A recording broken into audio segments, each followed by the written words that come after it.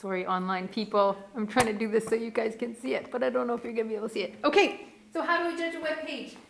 What would be a good place to start if you're going to share your tip with the rest of the class? What would you probably share, and would you know really easily is the main point of your section of the reading? Does the site have a good reputation? Okay, so what are you using to tell us that that's one thing you should look for? The heading at the top of your reading. So this is all one big long article that you have. You all have this in your package. But we know what the main points are in this article because each heading tells us what the main point is that we should be looking for when we're judging a website. And Trudy said one thing we should look for is? Does the site have a good reputation? Does the site have a good reputation? So what does that mean, Trudy? What are people saying about it? Reputation. So if you ask yourself, like, what are people saying about it? Okay. What have you heard? Is it reliable? Okay. Good. What else? What else are we looking for? Is the site's top level domain? What is the site's top level domain? What the heck does that mean? Every web address has a top level domain. Some common examples are .com, .org, .gov, Okay. .edu. Yeah. Okay, so this is just what we were talking about. So that end part of the internet address tells you a little bit where it's coming from. And it says .com is widely used, so you can't really base whether you trust it or not on the .com because lots of people use .com. It's used by all kinds. But what does .gov mean? That's important. It's coming from the government. Okay, it's coming from the government. .edu.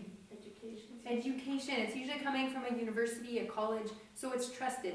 So these two in particular, if you see those, you know that that information is reliable because it's coming from research and studies and stuff like that. Yeah, so that's called your top level domain. It's that end part of your address that you can see up there. What else? Anna? If you want something reliable information, it's best to stick to the unbiased. Okay, so we're talking about bias. Is the site biased? Yeah. So we talked about the word biased today. So how do you know if a site is biased or not?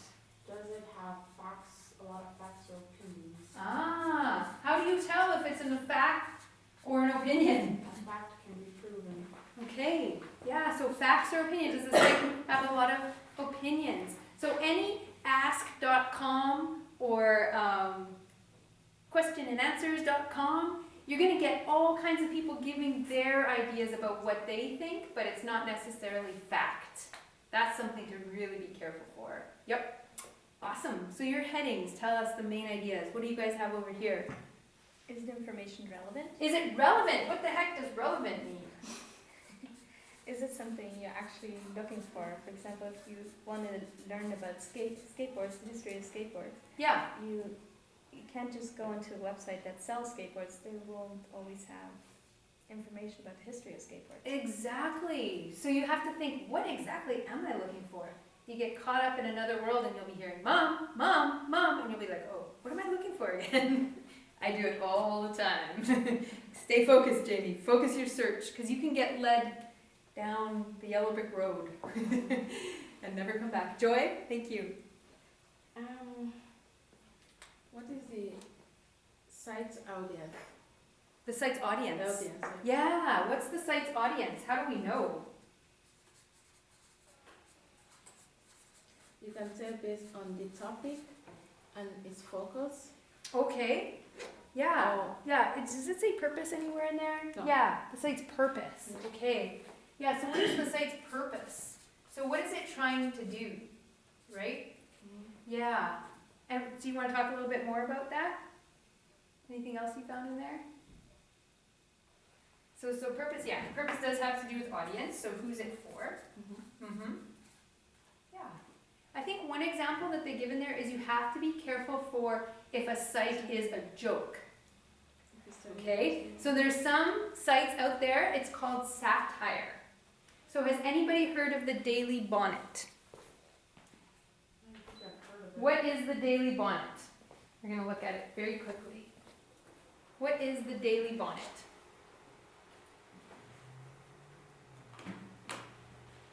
I'm going to put it up here, and it's a .com. It's called the Daily Bonnet. Come on, Daily Bonnet. Where are you? I'm going to have to probably move this.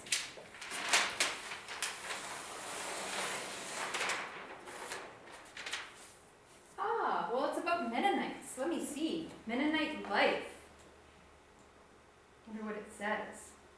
Oh, fearless invading army chased out of Steinbach by a gardening implement.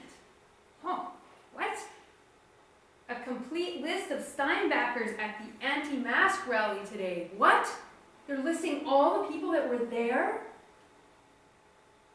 This is horrible. Let me keep reading. What others? Let me scan. Whole Foods bans MCC peace buttons. What? Those are nice buttons. Why would they ban those? What's going on here? Anybody know? Mennonite man leaves generous tips. Pastor drops 5 infants during last Sunday's child dedication service. What? Is anybody getting this? Is this real? It's a joke. It's making fun of Mennonites. It's making fun of Mennonites. It's a Mennonite making fun of Mennonites by making it look like a news site. Okay, but if we don't catch these, we can think it's true. So I had somebody come to me once and say, Jamie, is it true that a man in Altona got arrested for eating Canuckso at the stop sign and the police saw him in his car eating Canuckso? And I said, where did you read that? They're like, the day I read it, it's online. I said, can you take me, show me where you read that? They took me to the Daily Bonnet. It's right here. I said, you know what? I'm really sorry to tell you this. That's a joke. That site is a joke. He's trying to make fun. It's called satire. So we have to be really careful. It looks real, doesn't it? Yeah. Steinbach, most generous community in Canada. Is that true? Okay. So I think you guys get my point. You have to be really careful. What's the site's purpose? This site's purpose is to make fun, to sput Mennonites. Okay? It's a Mennonite himself sputting his own culture. Right? So that's where you have to be really careful and know what you're looking for. Okay, what do you guys have over there? What else? Is this information correct? Okay, is the information correct? How do you know, Helena? May websites will include the dates. Okay. Yeah. Oh, is it current? Is the information current? Yeah.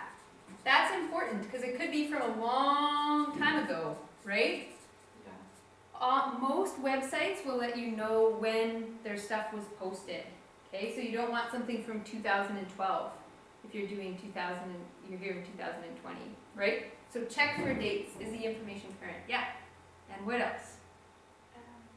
Mine says, is the author reliable? Is the author reliable? So do we trust this? What's his name? I forget his name. He's come to speak in New Berktal before. Andrew Unger. Do we trust this guy? Okay, he's making fun, right? So is the author reliable? How can you tell, Susie? Do you know? How can you tell if an author is reliable?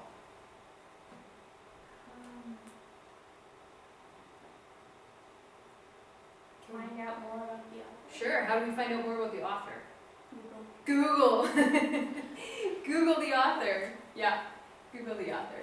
Okay, I feel like you guys probably need a little bit of a break.